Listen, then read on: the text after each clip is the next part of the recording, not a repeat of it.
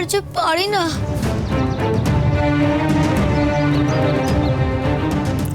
বড় কষ্ট হচ্ছে যে।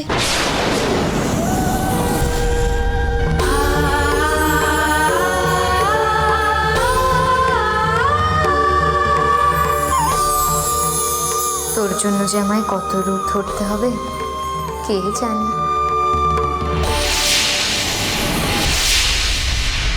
মাগো, আর যে পারি না।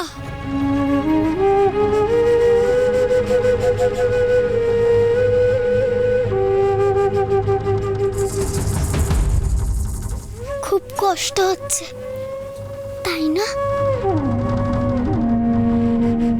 হ্যাঁ গো, বড্ড খিদে পেয়েছে।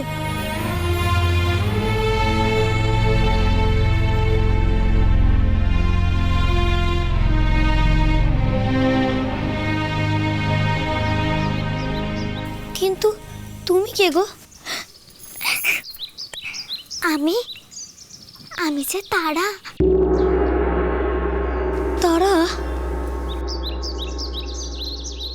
সে তো আমার বড় মায়ের নাম। তাকেও যে সবাই তারা মা বলেই ডাকে। কিন্তু তুমি তারা হলে কি করে?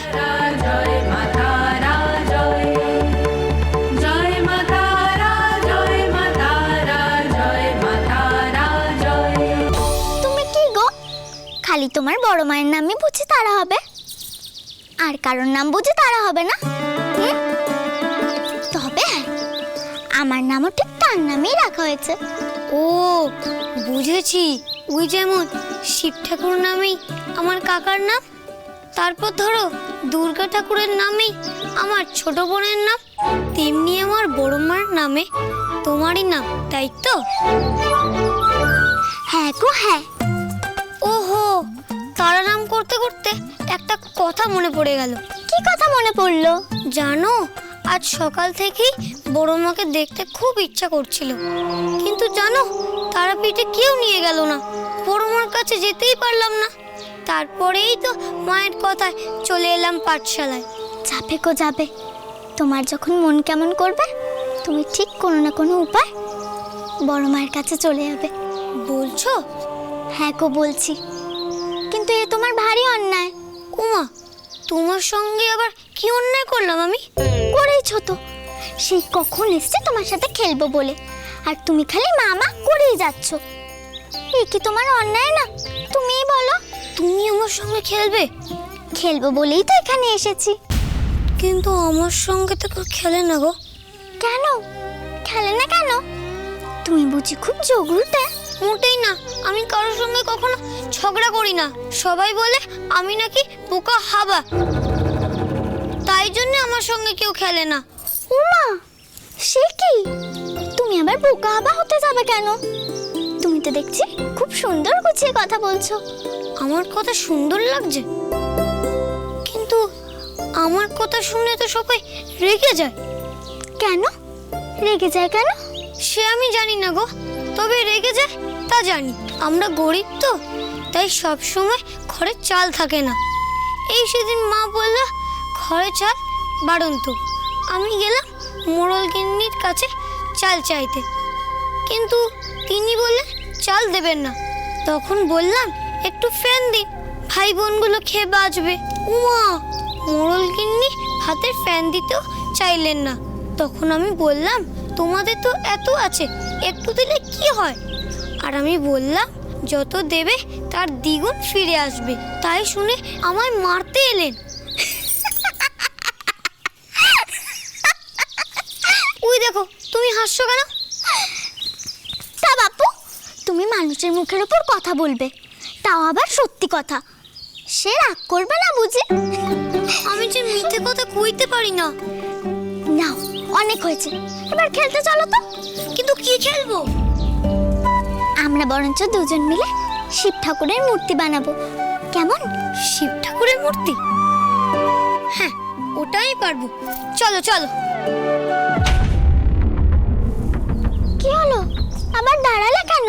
গুরু মশাই তো আমাকে শাস্তি দিয়েছে, আমি এখান থেকে যাবো কি করে?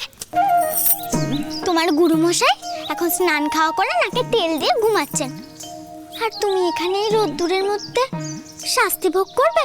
চলো চলো, এখন খেলতে চলো। না মানে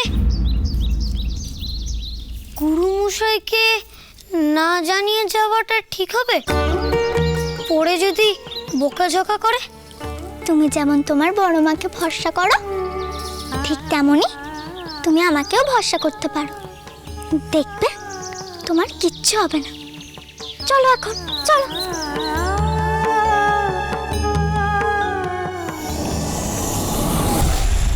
মামা, মামা, মামা, আচার্য মশাই, আসুন আসুন আসুন আসুন। মামা কোথায়?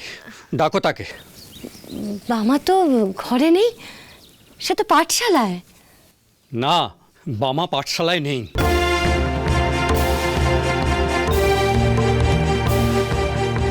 নেই? তাহলে গেল কোথায় সে? সে তো আপনাদেরই জানবার কথা। বামার মতো ওরকম অবাধ্য ছেলে পাঠশালায় আর দুটি নেই। অবাধ্য? না না, আমাদের বামা অবাধ্য নয় আচার্য মশাই। আপনার নিশ্চয়ই কোথাও একটা ভুল হচ্ছে। আমাদের বামা একদম অবাধ্য নয়, আমাদের সব কথা শুনে সে, সব কথা। তবে কি আমি মিছে কথা বলছি? আজ পাঠশালায় প্রথম দিনই ও যে কাণ্ডটা ঘটালো, তাতে তো ওকে সুবোধ বালক বলতে আমার বাঁচছে। কি করেছে ভাই? কি করেছে? সে আজ পাঠশালায় মোড়লের ছেলে যতীনের সঙ্গে ঝগড়া করেছে, তাকে যা তা বলেছে। তাই আমি তাকে শাস্তি দিয়েছিলাম। তো শাস্তি দিয়ে আমি নাওয়া খাওয়া করতে গিয়েছিলাম। ফিরে এসে দেখি আমার অনুমতি তোয়াক্কা না করেই সে চলে গেছে। ছি ছি ছি ছি, শিক্ষাগুরুকে যে শ্রদ্ধা ভক্তি করতে হয়, মান্যি করতে হয়, এইটুকু সহবত শিক্ষাও আপনারা ছেলেকে দেননি।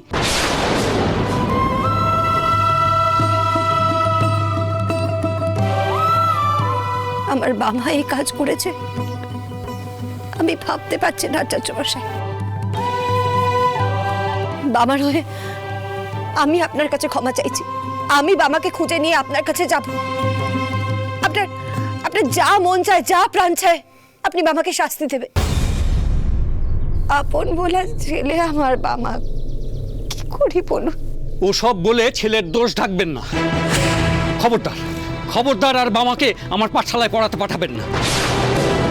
অমন অবাধ্য ছেলেকে আমি আর পড়াবো না। দেখুন দেখুন, আমার কথা শুনুন। এমন কঠিন হবেন না আচার্য মশাই।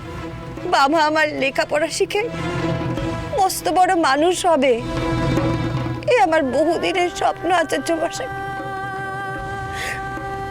আমি আমি বাবাকে যা শাস্তি দেওয়ার দেব। আপনি দয়া করে ওকে পড়ান আচার্য মশাই, দয়া করে আমার ছেলেটাকে লেখাপড়া শেখান। আমি আমি আপনার পায়ে পড়ি। থাক থাক, বামুনের গিন্নি হয়ে আর পায়ে পড়বেন না। ঠিক আছে, ঠিক আছে, নেহাতি পাঠশালায় আজ বামার প্রথম দিন, তাই ওকে তাড়াবো না। তবে হ্যাঁ, ভবিষ্যতে আর যদি কোনোদিনও বেয়াদপি করে, তাহলে কিন্তু ওকে ঘাড় ধাক্কা দিয়ে আমি পাঠশালা থেকে দূর করে দেব। মনে থাকে যেন।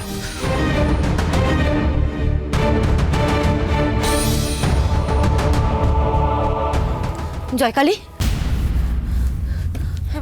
তোর ভাই কোথায় গেল বল দেখি। আমি দেখছি মা। না না না, তুই যাস না, তুই ঘরে থাক, বোনদের খেতে দে, আমি দেখে আসছি। বামা, বামা!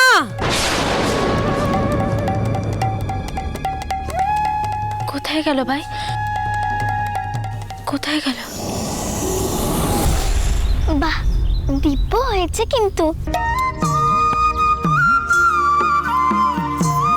সত্যি খুব সুন্দর হয়েছে। তুমি তো দেখছি খুব ভালোই ঠাকুর বানাতে পারো। এই আর কি, কি করে যেন ভালো হয়ে যায়, কিন্তু কি করে হয় তা জানি না।